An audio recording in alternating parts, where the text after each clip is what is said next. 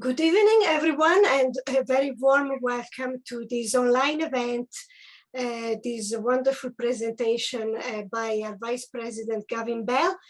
Many of you may know Gavin already because he gave a fantastic presentation last year about the Norman conquest of southern Italy. So if you missed that one, you may want to watch it in YouTube. The video is still available there.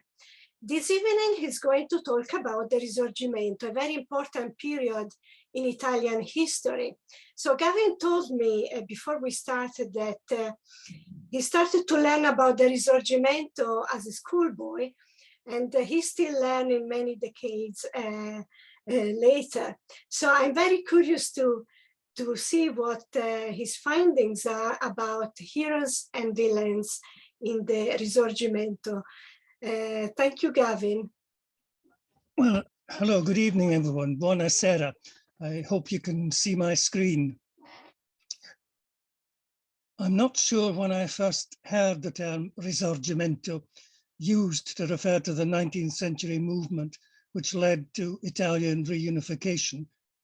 But my first brush with the story of the Risorgimento came when I was still at primary school. Now, I hasten to point out, it's not that I went to some uber-progressive institution that was teaching Italian constitutional history to infants, but they did encourage us in our leisure reading. And that is where I stumbled across a surprising reference to the heroes of the Risorgimento. In this now rather weather-beaten and much-thumbed copy of The Wind in the Willows by Kenneth Graham. Apart from entertaining me with the exploits of Ratti, Mole, Toad, Badger and company, it described the occasion when, after a season of adventures on the riverbank and in the wild wood, Mole introduces Ratti to his humble underground abode and shows off the decorative features of his front yard. On the walls, we read, hung wire baskets with ferns in them, alternating with brackets carrying plaster statuary, Garibaldi and the infant Samuel and Queen Victoria and other heroes of modern Italy. This, of course, passed right over the head of the 10-year-old who first read it. I might just possibly have known who Queen Victoria was, but I'd certainly never heard of Garibaldi. And as for the other heroes of modern Italy, I hadn't the faintest idea who they might be. Fast forward a few years, and I'm now in secondary school and preparing to sit my Scottish Leaving Certificate Higher History exam, which is bound to include a question on the sundry revolutions and freedom movements of 19th century Europe. By this time, I had at least learned who Garibaldi was, but was still a little shaky about some of the other heroes. Like most of my classmates, I was praying that the reunification question would be about Germany, because the history of German unification was a doddle. Basically, Bismarck did it all. Italian unification, on the other hand, was a much more complex story, with a myriad of actors, often with widely differing aims and objectives, and including not a few who figured at different stages as both hero and villain. But I was out of luck. There it was. Why did Italy fail to achieve union in 1848-9 and succeed in 1869-70? I've got that wrong. It's 1859-61. I'm confusing my stages of the Risorgimento. At this remove in time, I cannot remember whether I attempted this question in the exam, but it is one that I shall be trying to answer in the course of my talk, as well as a question which the SCE exam board did not think to put to us, namely, why was there suddenly, in the early 19th century, a move to unite Italy at all? Since the fall of the Western Roman Empire, Italy had been divided. There had been significant invasions by Goths, Lombards, Arabs, and Normans, At various times, German, French, and Spanish forces had taken possession of parts of the country, and sundry of the smaller states had changed hands or been swallowed up by others. But by the late Renaissance, things had settled into a fairly stable configuration.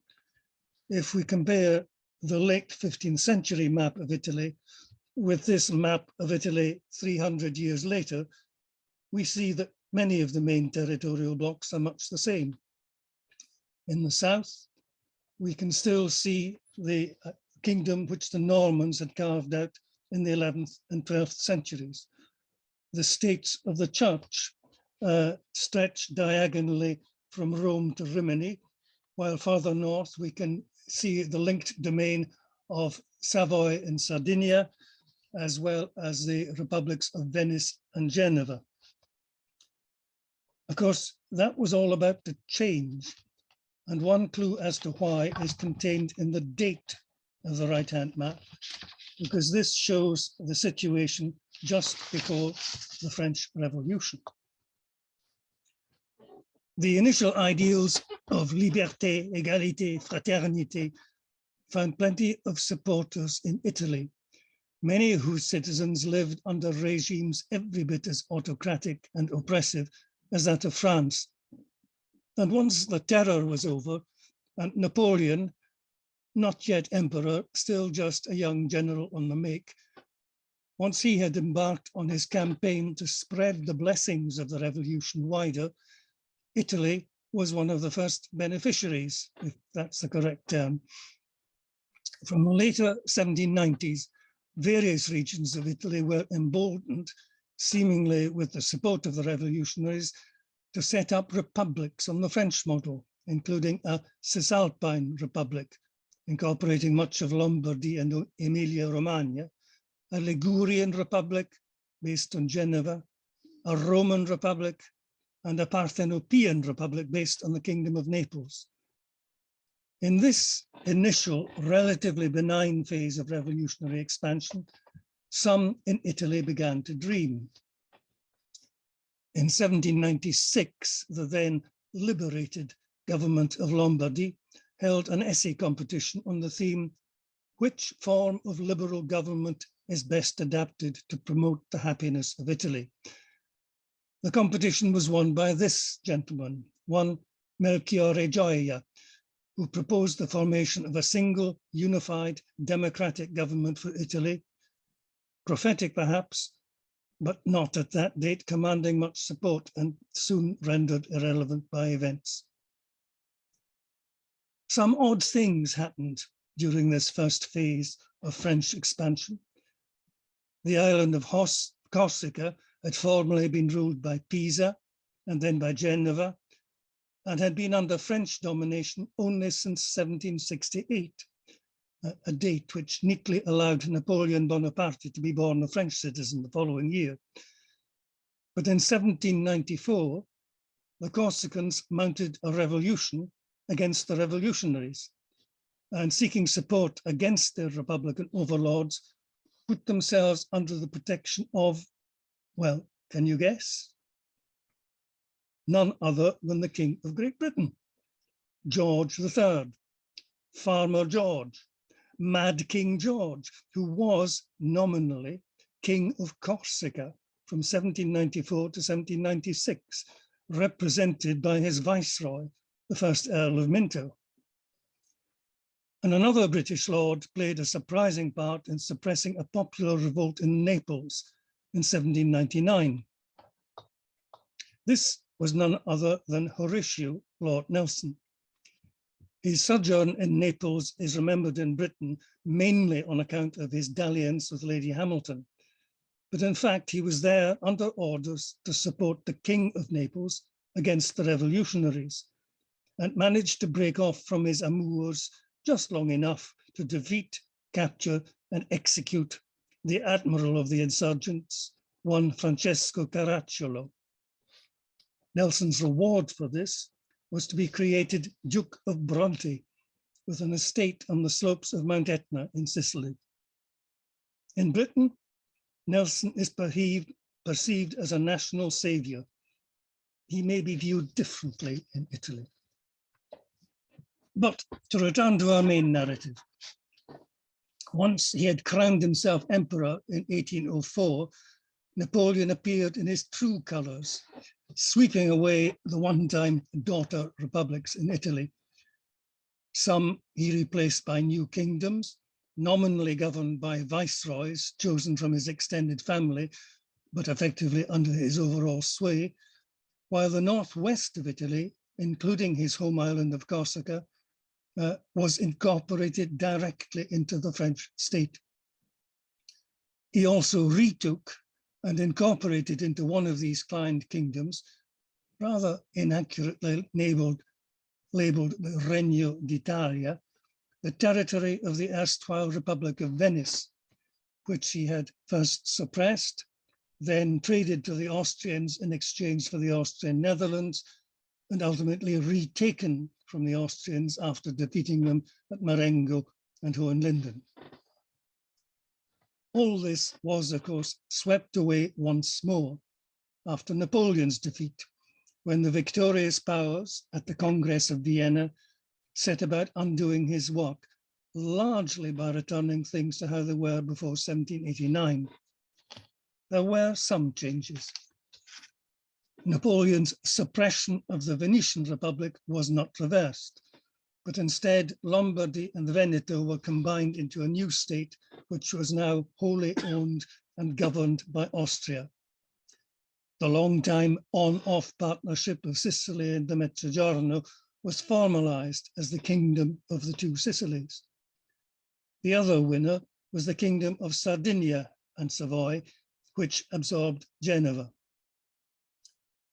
What is not apparent from the map is that beyond its formal takeover of the Veneto and the Po Valley, Austria, thanks to treaties and dynastic links, now exercised effective control over all of Italy, apart from the Papal States and the Kingdom of Sardinia.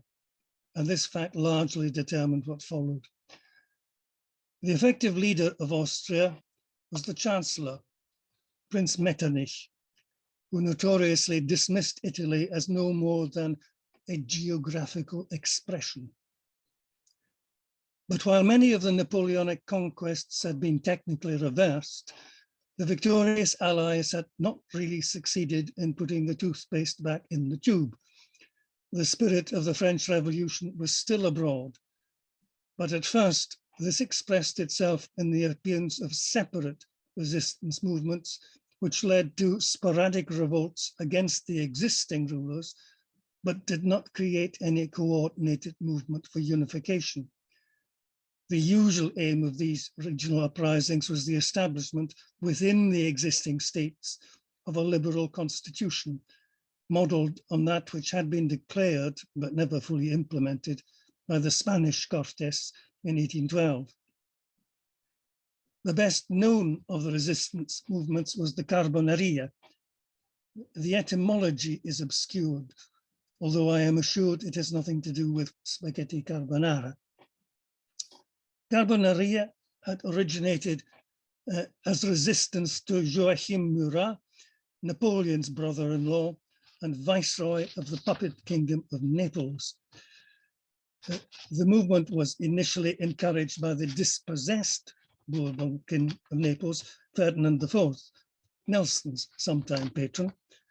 But following Napoleon's defeat and Murat's capture and execution, the Carbonari seamlessly transferred their opposition to the said Ferdinand IV, who was now restored and trading as Ferdinand I of the Two Sicilies, a thoroughly reactionary and untrustworthy character. Following a Carbonaria-led uprising in 1820, which had strong support within the Royal Neapolitan Army, Ferdinand initially agreed to grant the desired constitution, but with the support of Austrian troops, he reneged on the agreement and carried out a ruthless campaign of repression. A parallel uprising in Piemonte was similarly unsuccessful and led to similar bloody reprisals.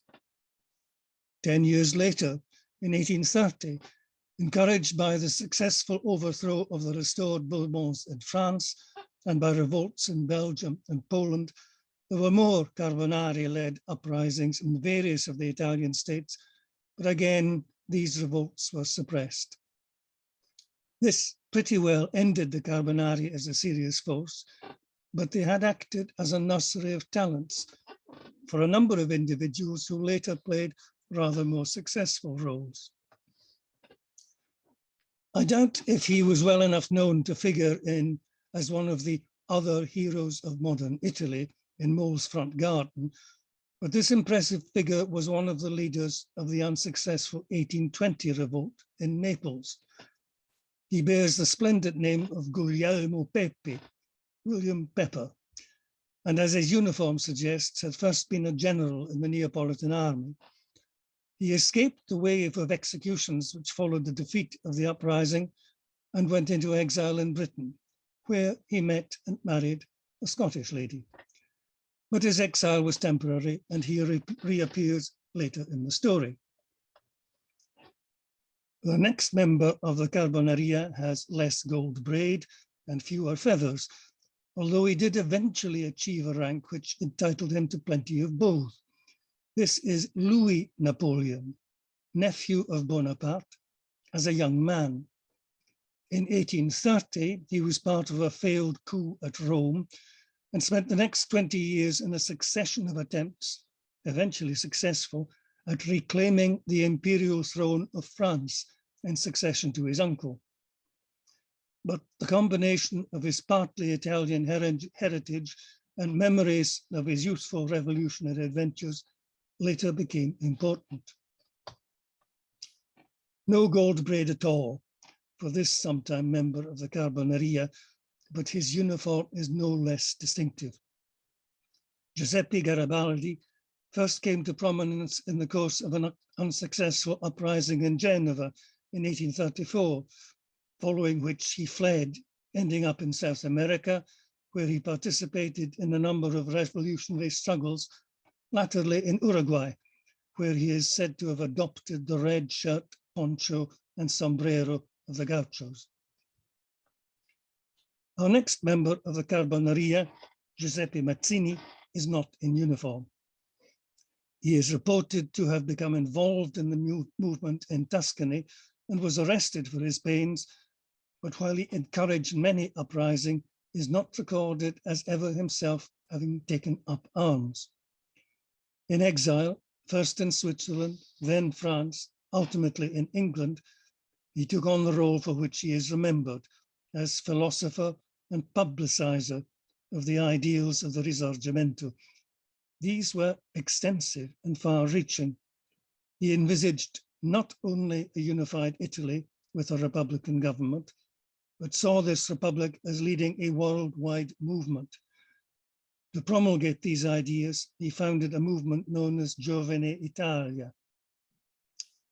These four, Guglielmo Pepe, Louis Napoleon, Giuseppe Garibaldi, and Giuseppe Matsini, all had important roles in later stages of the Risorgimento. But there was one further member of the Brotherhood who died too soon to see his dreams realized. This was Lord Byron. By 1816, his debts and his scandalous private life had caused him to flee Britain, and he took up residence first in Venice and then in Ravenna. Through the family of his mistress, Teresa Guiccioli, he became involved in the local chapter of the Carbonaria, becoming accepted as an honorary capo and allowing his house to be used to stockpile arms for a planned uprising. But as the Austrian authorities closed in on him, he fled with Teresa to Pisa, later to Geneva, from where in 1823 he embarked for Kefalonia to join the struggle for Greek independence, but dying in 1824 before seeing either Greece or Italy freed. By the mid-1830s, the Carbonaria had more or less shot its boat. Sporadic and quickly suppressed uprisings continued to take place, some encouraged by Matsini.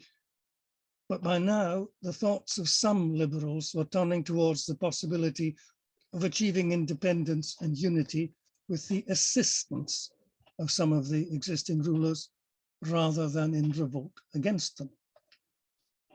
We had last seen the kingdom of the two Sicilies in the slippery and autocratic hands of Ferdinand I, so the thought that salvation might be had from his grandson, Ferdinand II, looks a bit like the triumph of hope over experience. On ascending the throne in 1830, he did make some vaguely liberal sounding noises and establish his reputation as a modern ruler by having the first railway in Italy built between Portici and Naples. But he soon reverted to type. His violent repressive measures gained him the sobriquet among his subjects of Il Re Bomba, and his regime was denounced by William Gladstone as the negation of God erected to a system of government. But at the other end of the country reigned a monarch who had travelled, politically speaking, in quite the opposite direction.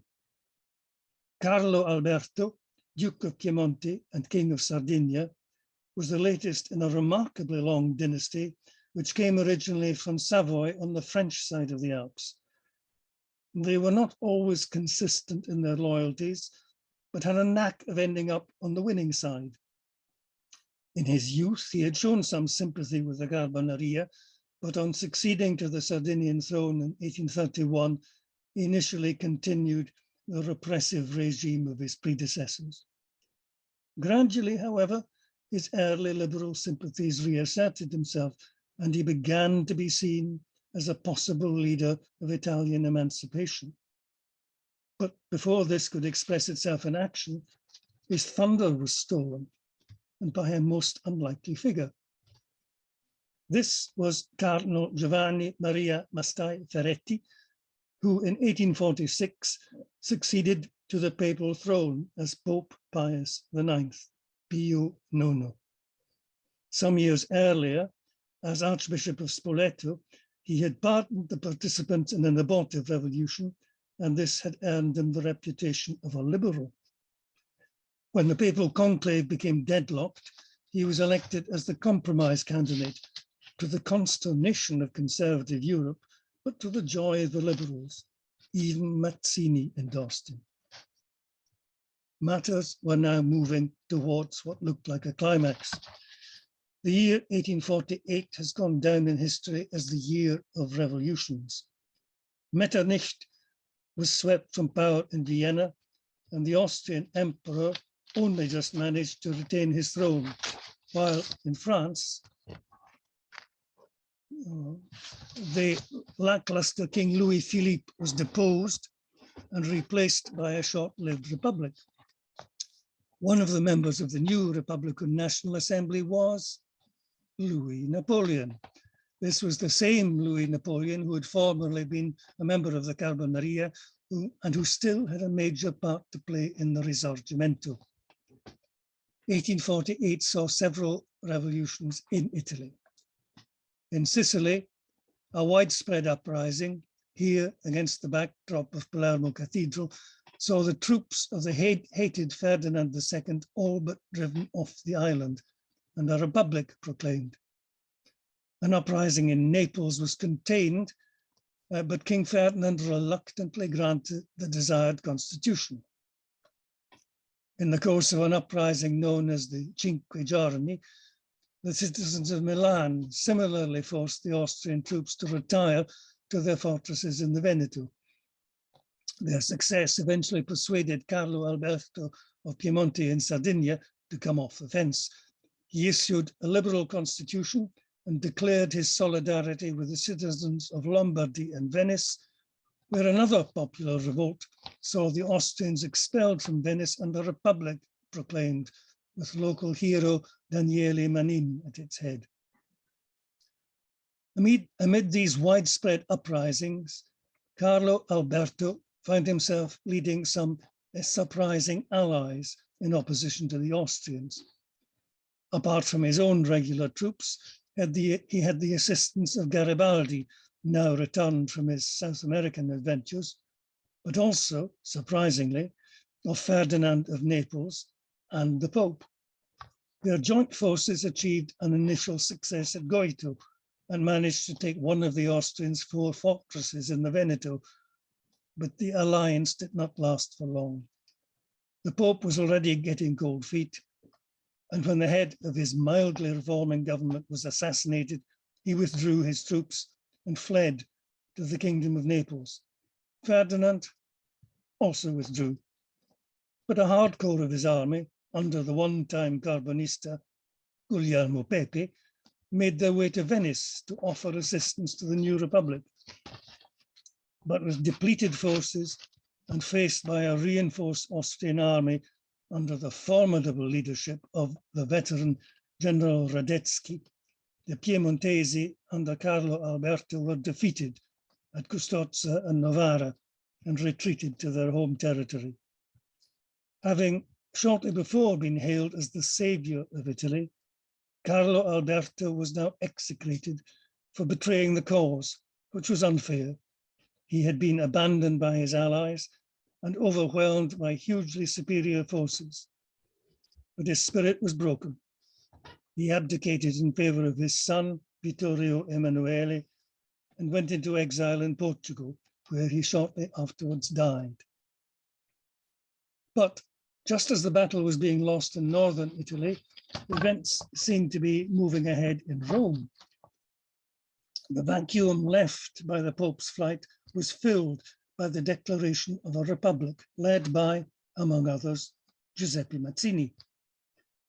The leaders of the new republic certainly expected that they would have to defend themselves, but the attack, when it came, arrived from an entirely unexpected quarter. The exiled Pope's antipathy to the Austrians meant that he saw no salvation in that quarter, but instead sought assistance from another great Catholic nation, namely France, where Louis Napoleon had just been voted president. Napoleon, the sometime Carbonista, who had not so long before been involved in a revolt against Pio IX's predecessor on the throne of St. Peter, now needed the support of a conservative Catholic constituency at home, so dispatched a force which landed at Civitavecchia to support the Pope. They met unexpectedly spirited opposition from the Republicans, led in part by Garibaldi. But eventually their superior firepower was decisive. If you've ever visited the Palazzo Colonna in Rome, you will no doubt have seen the evidence of the French bombardment, which is carefully preserved in the Grand Staircase. Garibaldi retreated, taking refuge for a time in San Marino. Disappointment over the defeat, compounded by the death from malaria of his wife Anita, who had accompanied him in all his adventures. And that was more or less the end of the uprisings across Italy. Following the defeat of Carlo Alberto, the Austrians reoccupied Venice, and while Sicily held out a little longer, Ferdinando's troops eventually reoccupied the island. So by the end of 1849, the brave hopes of 1848 had all come to nothing. The next phase brought new actors to the drama, including two who can only be described as the odd couple of the Risorgimento.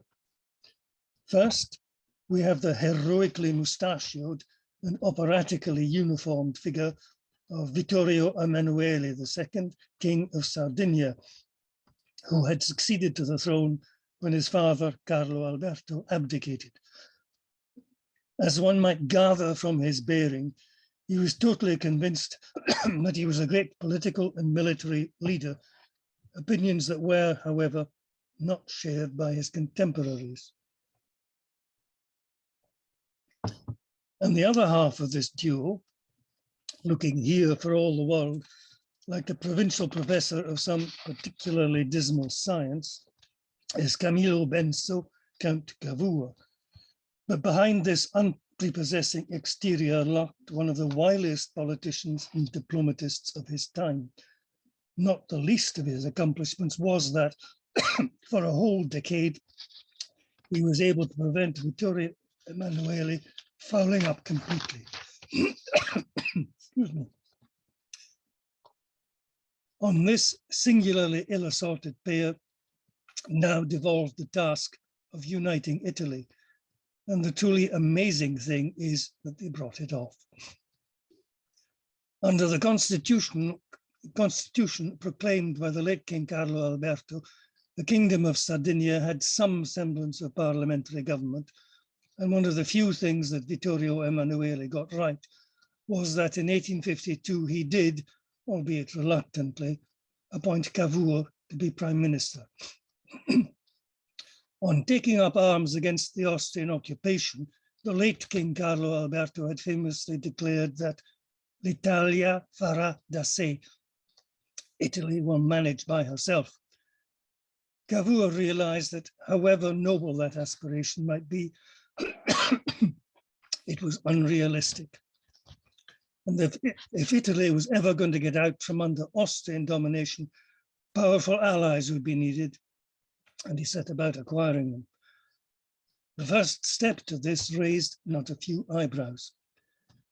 The 1850s saw one of the greatest ever exercises in futility and mismanagement in the shape of the Crimean War. But Cavour persuaded his skeptical cabinet colleagues to accept an invitation from France and Great Britain to send a military force to join them in fighting the Russian Empire. This appealed to the martial instincts of Vittorio Emanuele, although he was surprised and disappointed that the Allies did not take up his offer to act as commander-in-chief. However, though they arrived near the end of the conflict, the Bersaglieri acquitted themselves honorably at the Battle of Cernaia, thus allowing Vittorio Emanuele, as their nominal commander, to bask in their reflected glory, but also, rather more significantly, allowing Sardinia, in the person of Cavour, to take part in the peace talks in Paris.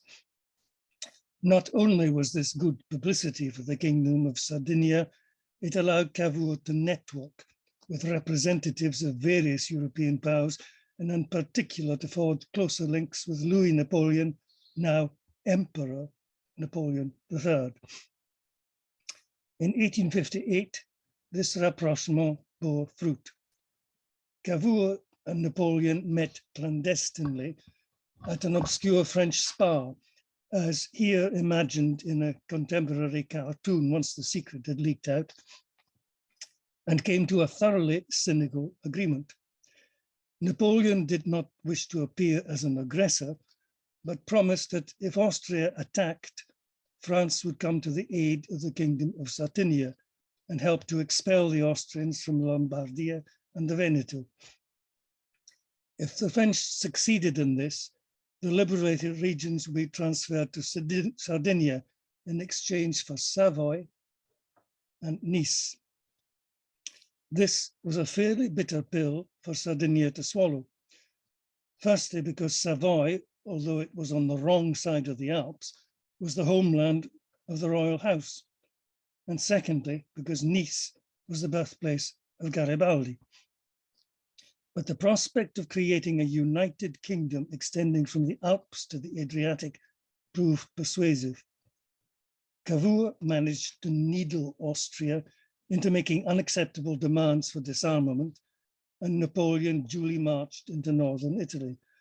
The combined French and Sardinian armies were victorious in June 1859 at Magento and Solferino, but Napoleon, horrified by the loss of life in what had been two particularly bloody encounters, and now fearing that Prussia might come to Austria's aid, made a separate peace at Villafranca, thus instantly converting himself from hero to villain. As he had not succeeded in liberating the Veneto, Napoleon was prepared to forego the cession of Savoy and Nice, but then events took on their own momentum. Parma, Modena, and Toscana spontaneously offered to join the expanded kingdom, and in return for not opposing this, Napoleon was able to claim his rewards in Savoy and Nice. At this point, Cavour would have been happy to stop and draw breath. He had only ever envisaged the creation of a kingdom of northern Italy, but again, events moved on. It is to this day unclear exactly who said what to whom, and there is some suspicion that the left hand was taking great care not to know what the right hand was doing, but somehow or other, Garibaldi managed to charter a couple of commercial steamships, one of them happily called Piemonte, and with his famous 1,000 set off to invade Sicily. The rest, as they say, is history. Having quickly overcome the Neapolitan troops with the encouragement of the bulk of the population of the island, Garibaldi proceeded to cross the Strait of Messina. His progress northwards was more of a triumphal procession than an invasion, and he got as far as Naples, arriving, ironically, by train on the railway that had been built by the recently deceased Re Bomba. However, his band of guerrillas was not strong enough to overcome the main body of the Neapolitan Royal Army, who were defeated only when the Piemontese army, having marched through and liberated the papal lands in Umbria and Le Marche, joined the battle. At this point, Vittorio Emanuele was able, for once, to show himself magnanimous and welcome Garibaldi as liberator. Garibaldi also rose to the occasion. His preference would have been to see the establishment of a republic, but he generously greeted Vittorio Emanuele as King of Italy, although strictly speaking, that was not his title until March 1861, at which point the map of Italy looked like this. The expanse of blue on the map might suggest that the process of unification was now unstoppable. But in fact, there were still major problems, both externally and internally. The external problems are represented by the two main missing bits. Austria might be down, but she was by no means out, still retained the Veneto and was determined to regain Lombardy. And while the papal territories of Umbria and Le Marche had joined the kingdom, Rome and the adjacent country, approximating to today's Lazio, remained under the Pope's control and were occupied and defended by French troops. France, ironically, was also Italy's chief ally against Austria, although Napoleon's early exit from the war had left nagging doubts about his commitment to the Italian cause. Some of the problems which surfaced within Italy were shrewdly anticipated by Massimo d'Azeglio, Cavour's predecessor as Prime Minister of Piemonte, Sardinia. He is best remembered for his prophetic remark of 1861, "L'Italia è fatta, ora bisogna fare gli italiani." We have created Italy. Now, all we have to do is create the Italians. Thus, putting his finger on the major and urgent task facing the new kingdom, namely how to integrate the disparate elements out of which it had been so suddenly put together. One early manifestation of this problem was the widespread disenchantment with the new kingdom, which surfaced in the Mezzogiorno. Once the euphoria of Garibaldi's expedition had dissipated, and when swarms of tactless soldiers and bureaucrats from Torino descended on them, abolishing their beloved monasteries and imposing new taxes, many in the south came to feel that they had merely exchanged one foreign despot for another. And in one of the great ironies and tragedies of Italian history, at the very moment when his energy, his wile, and his diplomatic skills might have helped the new kingdom through its growing pains, Count Cavour, architect of unification, and first Prime Minister of Italy, died. We cannot, of course, be sure what difference Cavour might have made, but the following decade saw Vittorio Emanuele change his Prime Minister no fewer than 9 times. None of those who succeeded Cavour were of anything like the same stature, and some were total non-entities. The suspicion must be that Vittorio Emanuele deliberately chose men who would not outshine him or rein in his whims. As a result, all manner of mischief was let loose. In 1862, Garibaldi, with tacit but deniable royal support, mounted an attempted rerun of his maneuvers of 1860, raising a force in Sicily, crossing to the mainland and marching north with the intention of liberating Rome. But as Rome was still occupied by French troops, protecting the independence of the Pope, and as France was still his only ally against the Austrians, Vittorio Emanuele got cold feet and sent out a force which halted the invaders at Aspromonte, Garibaldi himself being shot in the leg. Vittorio Emanuele also regularly went behind the backs of his ministers, in effect running his own DIY foreign policy, often undermining or contradicting the efforts of his own government. That chicken came home to roost in 1864, when, in an effort to persuade France that he had no designs on Rome, he agreed to move the capital from Torino to Firenze, in exchange for which the French would evacuate Rome. But as a parallel plot to incite pro-kingdom unrest in Rome became known, the French returned to garrison Rome once more, and the net result of this move was merely to antagonize his original supporters in Piemonte, who rioted in protest at losing the capital. The ongoing unrest in the south required large numbers of troops to be deployed there in a police role, and perhaps as a result, no adequate preparations for any possible war on land were made. And at sea, matters were no better. The 1860s were a period of rapid change in naval architecture and armament, with something of an arms race involving Great Britain, France, and both North and South in the American Civil War. Italy unwisely decided to join in and spent huge sums on acquiring some of the latest naval hardware from Britain and America, such as this, the armor-plated battleship Affondatore,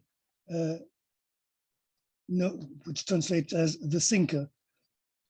But no effort was made to integrate the disparate and often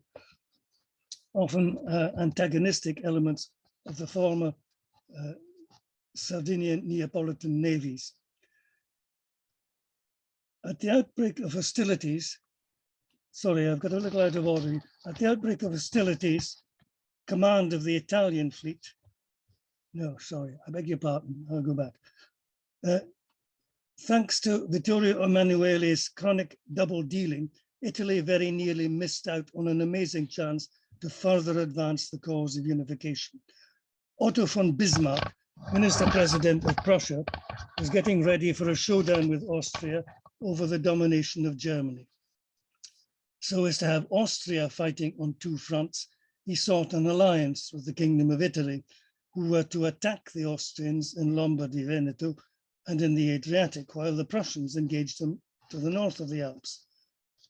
To have the Prussian war machine fighting on his behalf against the Austrians sounds, in retrospect, a complete no-brainer, but Vittorio Emanuele almost threw this chance away.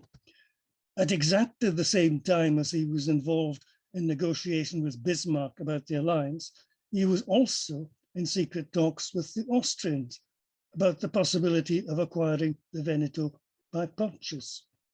And when the Austrians got wind of the likely alliance with Prussia, they actually made a last-minute offer to cede the Veneto without payment, in exchange for no more than Italy's neutrality in the forthcoming war. But Vittorio Emanuele rejected this offer and committed Italy to fight in order, one suspects, per fare bella figura, to look good. As might have been predicted, the Prussians comprehensively defeated the Austrians at Sadova.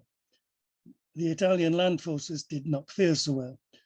Vittorio Emanuele insisted in acting as commander-in-chief, but managed neither to lead effectively nor to delegate, with the result that the Italian army were comprehensively defeated at Custozza by an unhappy coincidence, the same place where his father had been defeated in 1848.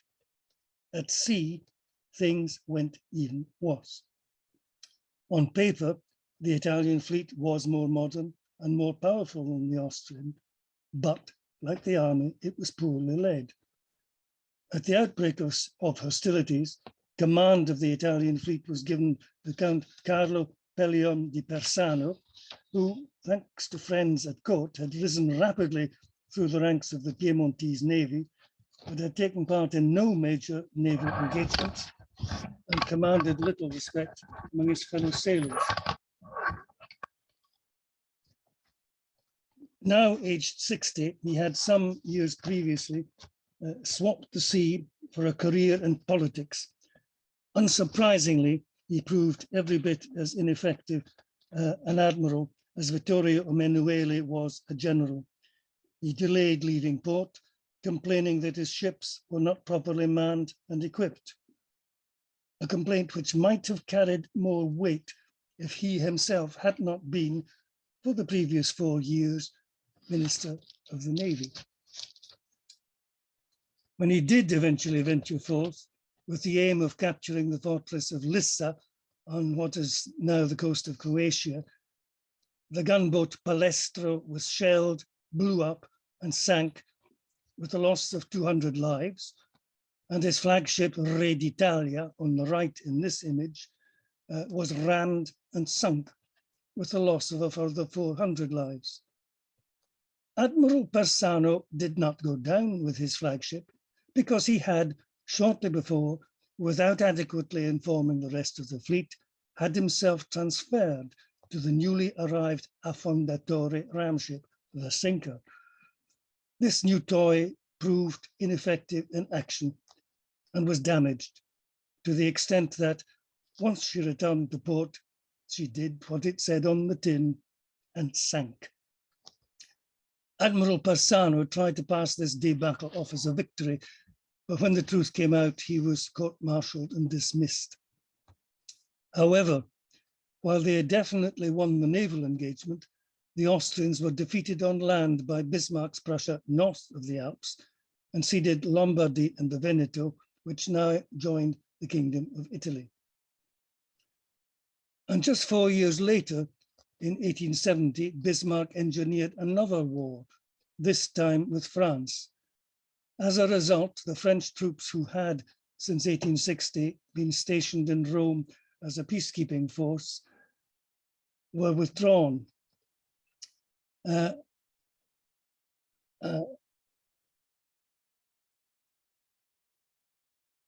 royal troops quickly occupied Lazio, but halted outside the walls of Rome, hoping for a peaceful surrender.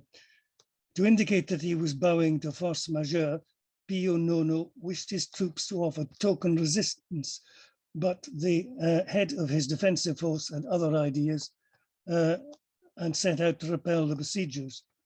The Pope then declared that anyone who ordered the royal troops to attack would be excommunicated. But this difficulty was neatly sidestepped when the order to open fire was given by an artillery officer of Jewish heritage. A breach was made in the walls at Porta Pia, and the Bersaglieri rushed in.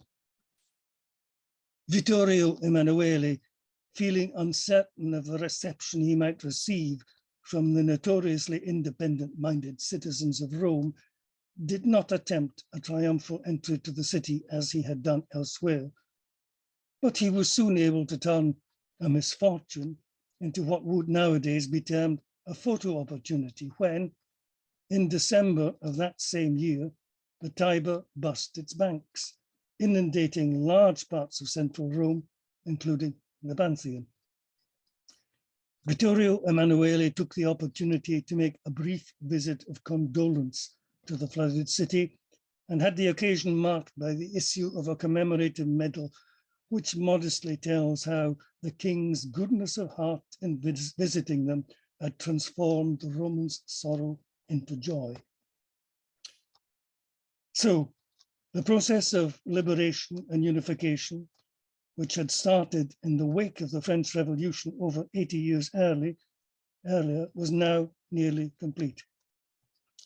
Although Trentino and Friuli only became part of the kingdom after the First World War, and the status of Rome, or at least the Pope's place in it, was not finalized until Mussolini agreed the Lateran Treaty in 1929, establishing the Vatican City as an independent state. Heroes and villains was my subtitle. We've seen not a few of each. Among the out-and-out scoundrels, we probably have to reckon the ultra-reactionary kings of the two Sicilies and the two Austrian bogeymen, Metternich and Radetzky. Not forgetting, of course, the Duke of Bronte, alias Horatio Lord Nelson. Then there are some individuals who, in the course of their lives, managed to figure at different points in the story as both hero and villain, including Carlo Alberto of Sardinia, Pio IX, and Napoleon III. So who are the heroes? I amused myself during lockdown by counting in the indexes to the Atlante Stradale d'Italia how often some of the principal actors of the Risorgimento are commemorated in the street names of some of the main cities and towns of Italy. In this thoroughly unscientific straw poll of popular regard, the scores were as follows.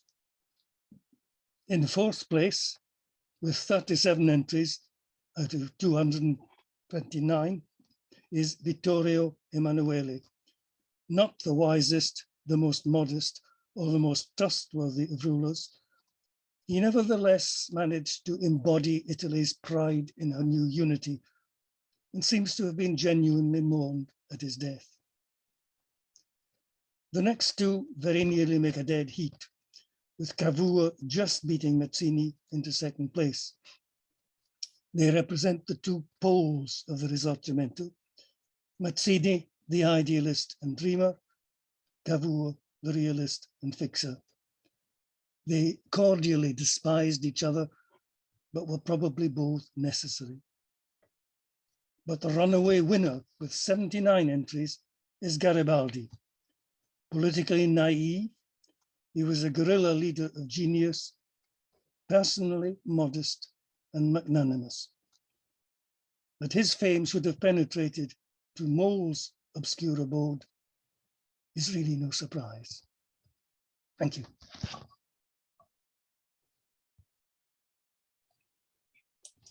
Thank you, Gavin. Excellent presentation. Thank you very much. Thank you, Gavin, and thank you, everyone, for being here tonight. Thank you. Good night. Good night.